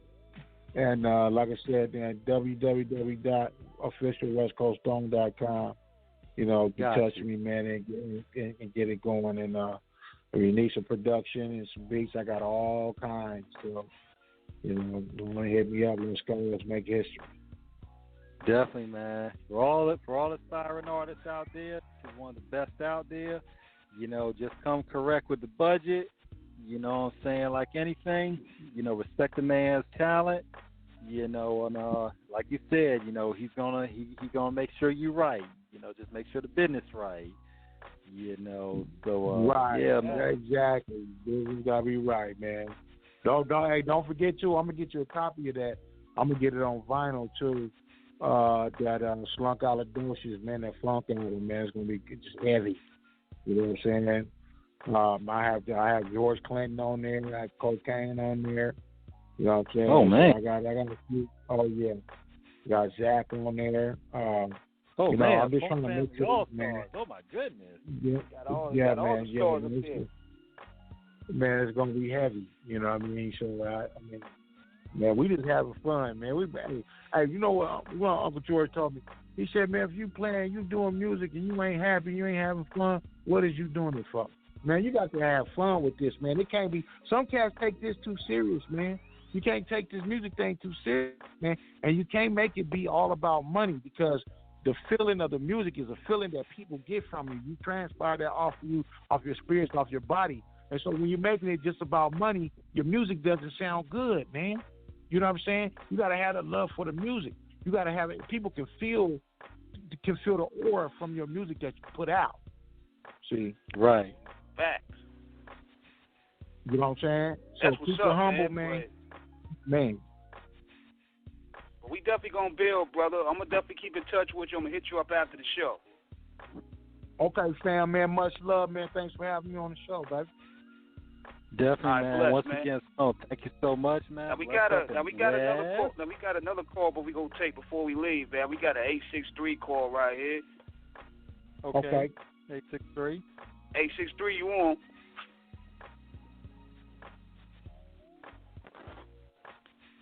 $863, you there? Yes. Yeah. Yeah, you on? You on?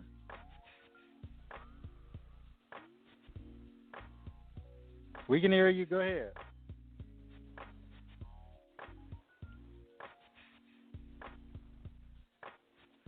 Are you on, King?